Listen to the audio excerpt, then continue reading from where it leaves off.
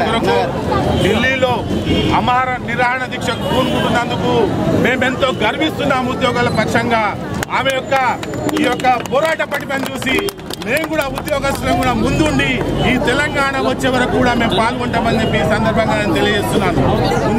ముందుగా మేమందరం అమరక్కతో నల్లక్కతో పాటు మేము కూడా అవసరమైతే అందరం కూడా కూర్చొనైనా ఈ తెలంగాణ సాధించే వరకు మేము వెనుకమని చెప్పి ఈ సందర్భంగా నేను తెలియజేసుకుంటున్నాను.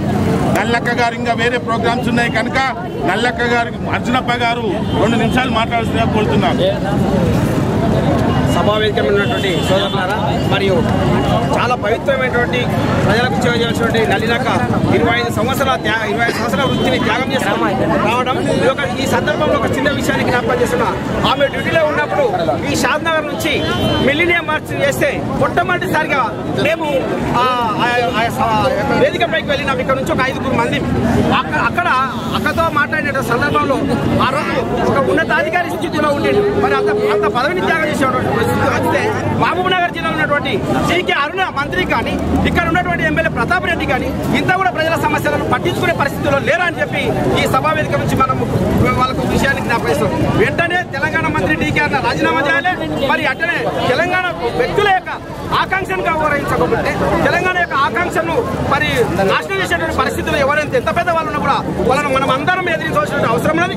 ప్రజల యొక్క అండ ఉన్నది కనుక ఉద్యమాలు ఎప్పటికీ కూడా అణచివేతకు గురిగా మరి ప్రజోద్యమాలను మరి వాళ్ళు తుపాకీ తూటలతో కానీ పోలీసుల యొక్క మరణకాండలతో అణచివేయలేరని చెప్పేసి ఈ సభా వేదిక నుంచి జ్ఞాపకం చేసుకుంటా విజ్ఞప్తి మీరందరూ కూడా ఈ యొక్క కార్యక్రమం ముందువాలి. మరి అక్క తీసుకున్నటువంటి ఎలాంటి కార్యక్రమాలుగా జేఏసీ ఉపాధ్యాయ పక్షాన మేము కూడా ఆమెకు మద్దతు ప్రకటిస్తున్నాము. మరి వీలైతే మేము కూడా ఆమె పక్షాన ఉండడానికి నిరాహార దీక్ష తీసుకుంటే ఢిల్లీలో తీసుకున్నాము, ఆమె ఎక్కడ తీసుకున్నా కూడా మా పక్షాన కూడా మేము భావవంతు సహకారంగా తెలియజేస్తున్నాము. జై తెలంగాణ, జై తెలంగాణ, తెలంగాణ విద్యార్థి అమర వీరులకు, తెలంగాణ విద్యార్థి అమర వీరులకు, శ్రీకాంతాచార్య ఆశయాలను అందరికీ వందనాలండి. అందరికీ కృతజ్ఞతలు. పేరు పేరున ఎండనగా మా